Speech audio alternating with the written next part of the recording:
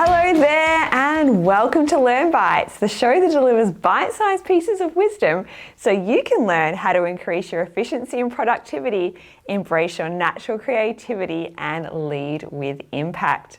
I'm Samantha Garrett from Using Technology Better, and joining me on the show today is the lovely Julian Leyre. Now, Julian is a man that juggles many titles, so many that I'm actually going to have to look at my notes and tell you all of them so I don't get any of them wrong. So, Julian is the co-founder of the Future of Governance Agency. He's the founder of the Marco Polo Project. He's a member of the Solution for Humanity Cooperative and an advisor on the Global Carbon Reward Project. So that's a lot going on. And with so many roles, it may not surprise you that Julian is with me today to talk about efficiency and productivity. So let's jump in now, meet Julian and get into those questions. Hey Julian, thanks so much for joining us. Hi Samantha, thank you for having me. Oh, you're very, very welcome. I'm very excited about our discussion today. So as I just mentioned to everyone, you're going to be chatting about efficiency and productivity, which, as I also said in the intro, given how many roles you're juggling, I'm really, really interested to hear how you make it all work. So exciting conversation. So on that note, actually, before we jump into our speed round of questions, did you want to share a little bit about yourself and what you're passionate about? Yeah, I happy to. Well, as you said, there's a number of organizations that I'm involved with, but there's one core thing that I like to do is listen to people with a big vision or an idea that's really transformative, and just by sitting with them and listening to them, try to capture that in a way that more people can understand. So that's really what I enjoy. It's that kind of editorial, it's almost like midwifery for ideas. It's one way that I like to talk about it. I love that. What a really great analogy. Hmm. We are definitely putting that somewhere in the show description. That's awesome. I love it. Brilliant. All right. So as you know, this is all about keeping it short and sharp. So we've got 8 questions, 4 minutes on efficiency and productivity. So I'm going to pop a timer on, and what I will do, if I remember and if I'm not so enthralled in our conversation, about sort of a minute, 30 seconds to go, I'll give you a bit of a warning. But does that sound good? Are you ready to take the challenge? Oh, perfect. I take the challenge. Awesome. I love it. All right. I'm going to push go. First mobile phone and current phone. So the first mobile phone was some sort of Nokia, and the current one is an old Apple SE that still works and so that I still keep. There you go. What does working efficiently and productively mean to you, Julian? So there's really 2 modes for me. There's editing mode, which is churning through a large quantity of material fast and with very limited perceived effort. And that's one of the modes. But there's another mode. I call that kind of creative mode. And that's more like an orgasm. And it's essentially, there's a long time of preparation. And then suddenly there's that magical moment when the idea emerges and you grasp it, and it's emotional, like the skin does a thing. And that's when you know that you've captured the thing that you need to capture.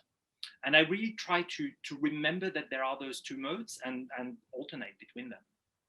Oh, that's so interesting. I think we might come back to at the end. Oh, thank you. When and where do you work best? So I have very, very irregular sleep patterns, energy patterns, work patterns. I fully embrace it.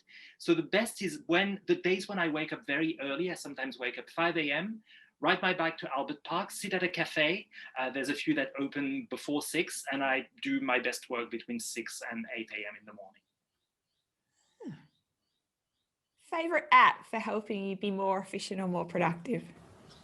So a friend put me onto that. It's called Flux, or f.lux, and it turns your screen slightly red in the evening or disables the blue color. And so it helps you sleep better, but also subtly indicates that it's the end of the day and maybe you shouldn't be on your computer anymore. That sounds cool. We'll definitely put the link to that in the description. Awesome. Biggest efficiency or productivity challenge? So for me, it's really emotional overload. I do a lot of complex work with strong personalities in emerging organizations. And the way that I'm able to do that, and it's really working with ideas, is kind of opening the barriers. So I have very little armor, which means I'm very, very sensitive, very receptive. And so I can very easily get abrupted, like any type of aggressivity hurts me quite a bit, quite easily because of the way that I work. And so, yeah, being emotionally overloaded and then needing to process that is probably the biggest thing in my way. And so learning to kind of close up a bit more at times is what I'm still learning to do.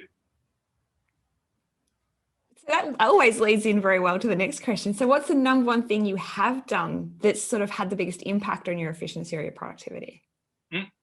So it's something that I did before that was more around my timings. Yeah. A few years ago, I had a new job, a new contract that paid quite well. And I started working from cafe for the entire day, not caring, it's just paid for stuff, etc. And there's something about working at the cafe where it's a very contained and a very safe environment. And I really enjoy that. Nothing can happen to you that is bad in a cafe, really. Or it's very unlikely that it is, and yet it is a completely open and social environment. And that tension between an extreme level of containment or holding and a great level of openness, I find is conducive to just getting into flow and doing a lot done. Oh, we are definitely coming back to that one. So many things sparked when you said that, Julian. Lovely. Thank you. So let me just check time. Book, video, or podcast that you would recommend to others. And we've got 22 seconds. Yes, Liberating Structures by Keith McCandless and Harry Lipmanovich, a series of methods for facilitating groups. Awesome. Okay, last question. If you could save an hour each day and spend it doing something you're passionate about, what would you choose and why? I'd be sitting in a cafe or a pub reading a book because I just really enjoy doing that. It makes me smarter, it relaxes me.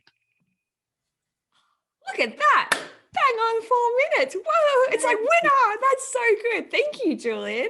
Yeah. So much. Where to start? I have to start with the cafe because anyone that knows me even slightly knows that food is like the most amazing thing in my life. So the fact that you're just saying there, you like sit there all day, nothing bad happens, of course, because people bring you food and drink all day, which is just wonderful. Yeah, it's fantastic. But I can also see too, like, just thinking so often either in an office environment or working at home, there's so many other things around us that are distractions. But to your point, like a cafe is such a contained environment. And I guess if you were just sitting there slacking off, you'd almost feel like people were like, what's this guy just doing, sitting the whole day doing nothing? Absolutely. I really believe in the strength of the environment. Like I work a lot in climate change and also things. So of course I believe in ecology, etc. At a cafe, if you kind of slack and don't do your work, you feel judged, and feeling judged is not bad because it keeps you on task. Whereas, yeah, at home you don't, and in the office you kind of just want to hide. Or you've got people coming by, or you find ways to distract yourself. Like that's the other thing I'm thinking. Like sometimes we use distraction as a way to procrastinate or because we don't want to do something right, but you're kind of like in there. And if you don't have that, apart from, the odd food or drink that comes, like you kind of have to, don't you? You're kind of forced into that space. Absolutely. Yeah. Yeah. Wonderful. And then the other thought I wanted to ask you about, Julian, the 2 modes you mentioned, I wondered, do you have different expectations of yourself in terms of how much you can achieve in each mode, like the creative one versus the and the words that slip my note, the name you use for the other one? Is there any different expectations on what you can achieve in that time or how you approach those 2 modes? So let me talk a bit more about them. So the creative one, I'm experiencing mainly with others, but sometimes with myself. Yeah. And it's in that one, it's about accepting. So I talk about the creative mode when trying to capture an idea, like really to crystallize an idea, and that can be when concrete things. You want the headline for your website, you want the key message of a vision paper, you want the structure of a book that you're writing, and like actually doing it takes between 30 seconds and 2 minutes, but doing the process of thinking through it can take an infinite amount of time, and it's right or it's not right. And if it's not right, your entire project goes derailed. And so it's really about getting into a mode of listening. So what it requires, what it demands is switching work mode. We often, like we're in this completely patriarchal male dominated society where we just believe that working is being push. And it's really about saying, no, it's listening, it's letting things go. And it's being very attentive to what's around and then when it comes saying, that's it. Yeah. It's more like being like a spider. It's you wait, and then when it arrives, you jump. Interesting. So with that, in terms of efficiency and productivity, then does that link to really what you said, like the listening and the paying attention? If you've got to make that process as efficient, as productive as possible, which is often hard in a creative process, it is really about putting yourself in that state of awareness. Is that correct? There's a lot of awareness. So a lot of it has to do with having the right surrounding, breathing well, etc. There's processes that you can deploy. So liberating structures gives a few, but there's a whole lot of others. Human-centered design inspired or otherwise. There's a quality when working with others, a quality of interpersonal relations to be found, which includes all sorts of things from facial expressions to tone of voice to body language that just leads to a greater openness. But it's really, I like the metaphor of the spider. It's about, like, it's tapping into our predatory self and saying, what about we lay all of these webs around, and then we let the ideas, we let intelligence, we let the world come. And then what we need to do, because we have prepared, it will be caught for a moment, and we need to identify it, and we need to grab it. So it's getting into a higher level of awareness is what it requires.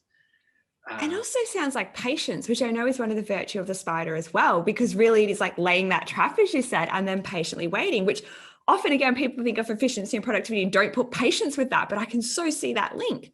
It's essential. And it's one way of describing what people call trust the process. And once you've done it a number of times and you see that it works, which in my experience, it works most of the time, if not always, and gets amazing results with very little effort as well. That's what's wonderful about it. Then you continue doing it. But sometimes I work with other people that kind of, that's unfamiliar for them. I need to train them in accepting it.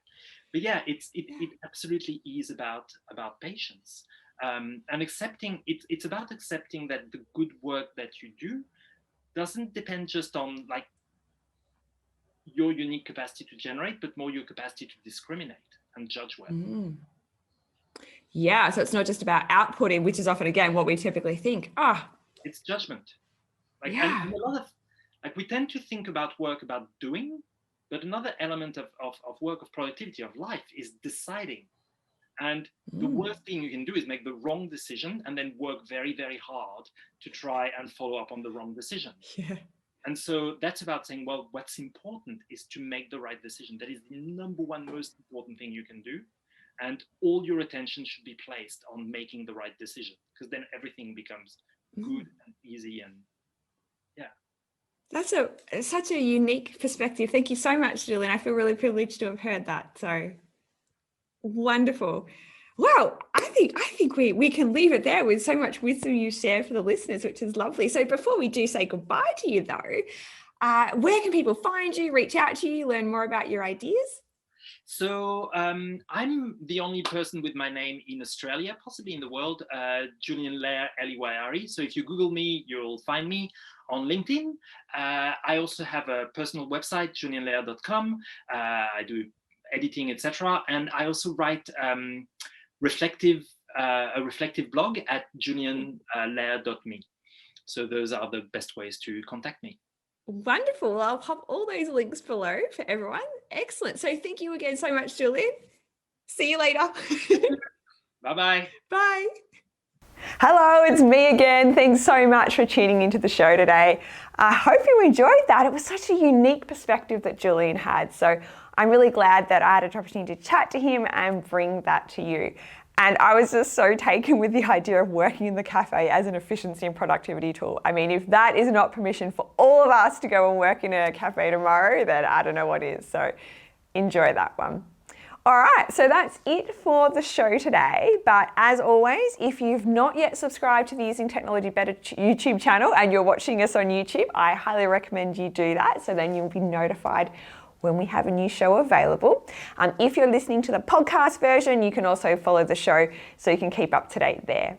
And lastly, if you're not already subscribed to my little fortnightly newsletter full of efficiency, productivity, and organisation tips, then be sure to sign up. So I've popped the link to that in the show notes below, along with Julian's contact details and all the different things he's mentioned today. So thanks for watching, and I will see you again soon for another bite-sized piece of the learning adventure that is life. See you then.